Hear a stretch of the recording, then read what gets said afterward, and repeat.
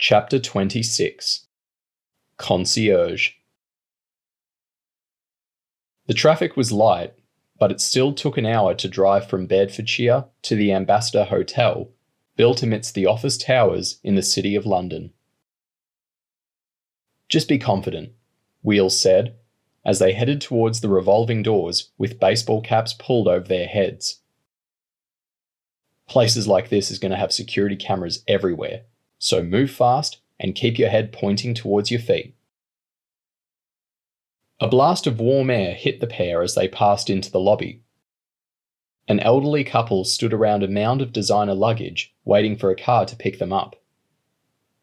The gent wore a Rolex, and the lady had diamonds the size of marbles over her wrinkled fingers. "You can smell the money in this joint," Wheels said happily as they waited for the lift. The reception was at ground level, but most of the tower block was office space, and the hotel rooms didn't start until the 33rd floor. Wheels pressed the button marked Suite 38, but the light wouldn't come on, and the doors stayed open. James felt edgy as a hotel employee in a black suit walked towards them. "Can I help you, gentlemen?" he asked. "I need the 38th floor," Wheels said. The employee nodded. "May I see your room key?"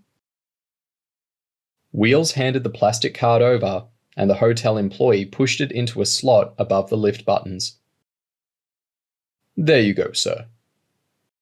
"Ah," Wheels said innocently. "I didn't realize. The bellboy must have done that when we went up with our luggage earlier." "Not a problem, sir," the employee replied politely. "I hope you have a relaxing night." The high-speed lift made James queasy as it belted up to the 38th floor. He felt a bit scared as he saw the Glock bulging beneath the waistband of Wheels's jeans. His own gun was back in his room at the zoo. They stepped out of the lift, and Wheels handed James disposable gloves as they moved briskly over deep carpet. It was more than 10 paces between each door, meaning the suites behind them had to be huge. But Wheels had an even grander ambition, and kept going until they came to some double doors at the end of the hallway. The brass plaque on the door said Room 38020, Winston Churchill Suite. "Rich scum, here I come," Wheels chanted, as he pushed the plastic card inside the lock.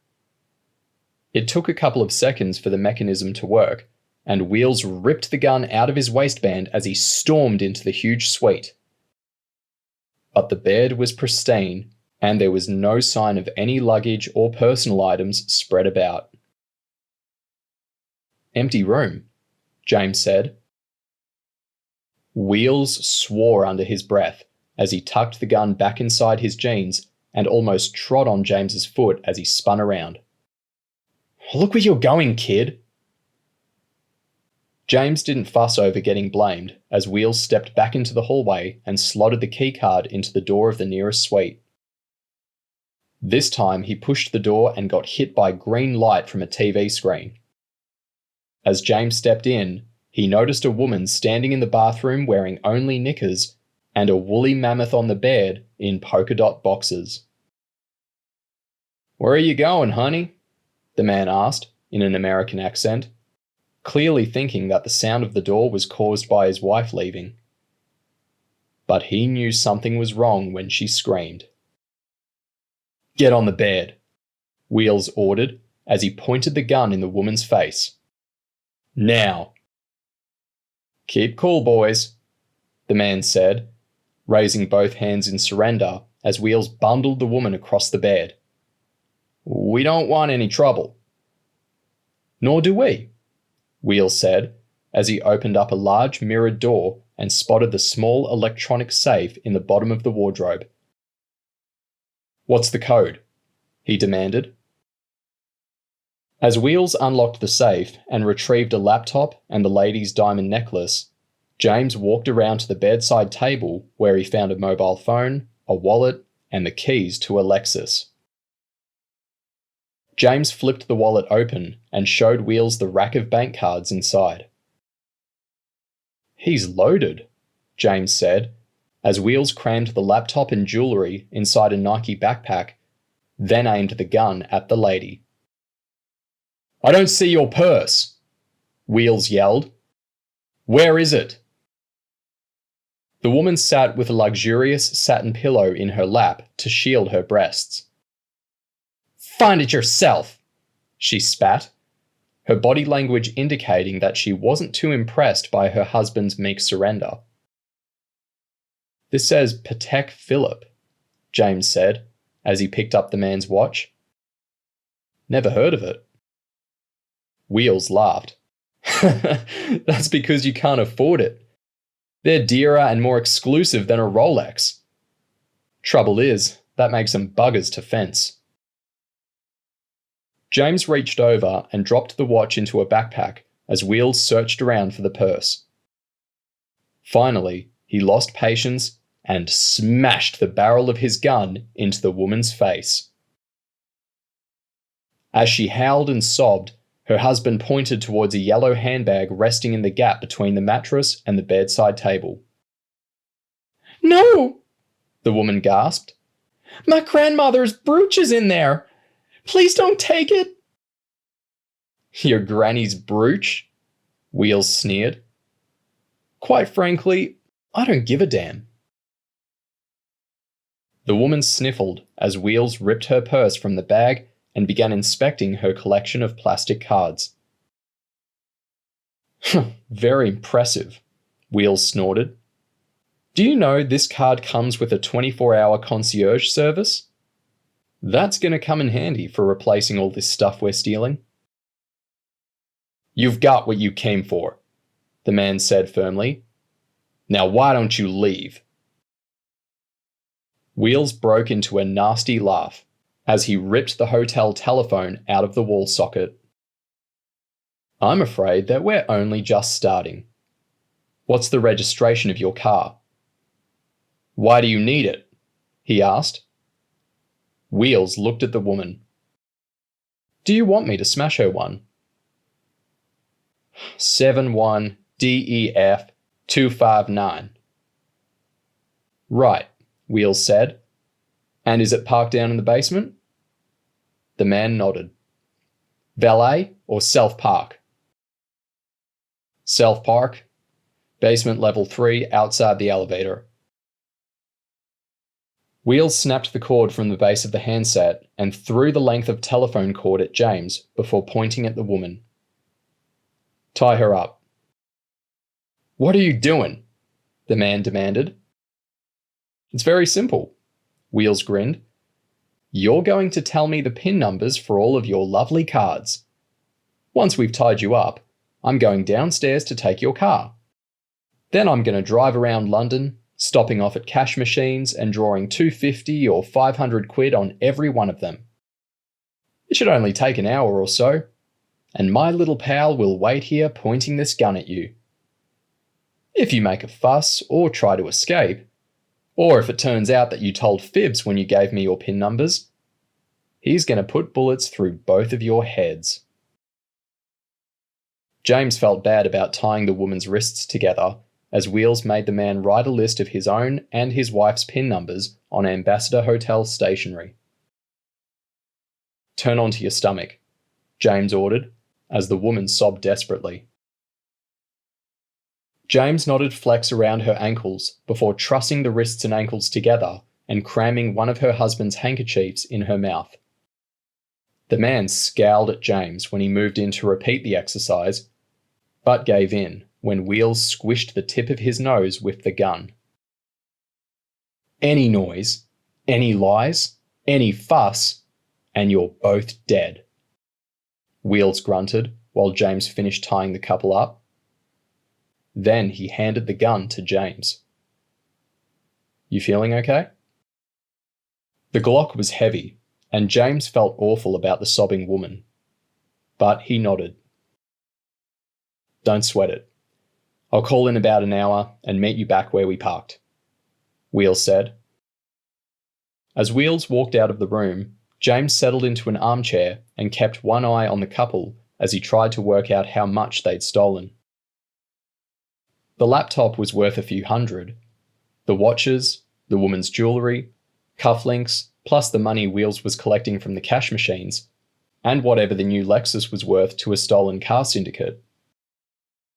All told, it had to be the best part of 10 grand. And Wheels had promised James a share. But crime didn't look so good from the perspective of the woman trussed up on the bed, with tears streaking down her face.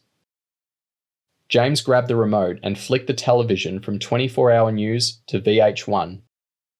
But even when he turned the sound up, he couldn't not think about the two desperate humans less than 3 meters away from him. Getting involved with Sasha's crew was an essential part of the mission, and there was no way to do that without getting involved in some bad stuff. But he did rummage through the backpack and drop the antique brooch onto the carpet. James drove the Vauxhall to the outskirts of London and met up with Wheels, who dumped the Lexus in a side street. Apparently, a friend in the motor trade was already on his way to collect it, and it would be resprayed and shipped off to Eastern Europe within days. Wheels had taken over 2 grand out of the cash machines, and he gave James half, with a promise of more money when he'd been paid for the car and fenced the stolen gear. "You did good," Wheels said. "So can we do some more jobs together?" Wheels nodded. "But not straight away. You're only 15, and I reckon that grand is going to burn a hole on your pocket. The zoo is full of snitches, so take your time spending it and don't go mouthing off." "I'm not a complete idiot," James said. "Sasha's short of bodies right now, so I'll put in a word and see if he can find something more permanent for you." "Cheers, and good night," James said, as he popped the door of the car. But when he looked up at the sky, he could see the sun coming up behind a line of houses. Or maybe that's good morning. James had left all the stolen stuff with Wheels for him to sell, but he patted the back pocket of his jeans to make sure that he had his wedge of money. It might have been 5:30 in the morning, but the care worker stationed on the entrance didn't bat an eye as James sauntered in. A couple who looked about 13 were making out in the non-smoking lounge, and a bunch of kids were watching a DVD and smoking in the other one. But most people were asleep, and James crept into the room to avoid waking Bruce. Unfortunately, his trainers made a racket as they crackled on the filthy vinyl floor. "What happened?" Bruce whispered as James pulled his shirt over his head. "Hotel robbery," James said, pulling the money out of his jeans and fanning it. Bruce grinned. "I might just know why Wheels was so keen to take you out, even though he barely knows you." "You reckon?" James said. "I was speaking to Junior, and there's a rumour going around that Wheels isn't exactly what you'd call a ladies' man." "You mean he's gay?" Bruce nodded. "It would certainly explain why he took a shine to your pretty blonde head within about 5 minutes of meeting you." The idea that Wheels was attracted to him made James uneasy. "Well," he said, "if it's true, it's kind of worked to our advantage. But he'd better not try something.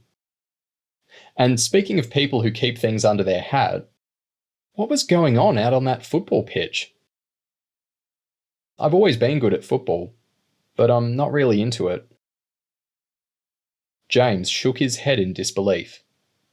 Most boys would give anything to be that good at football.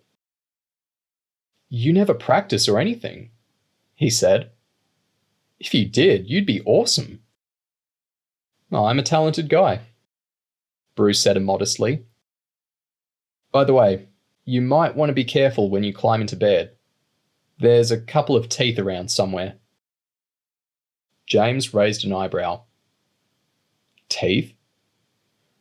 Mark and Carl came by again, Bruce explained. They must have realized you were out and thought they'd stand a better chance if it was 2 against 1. They were wrong, obviously,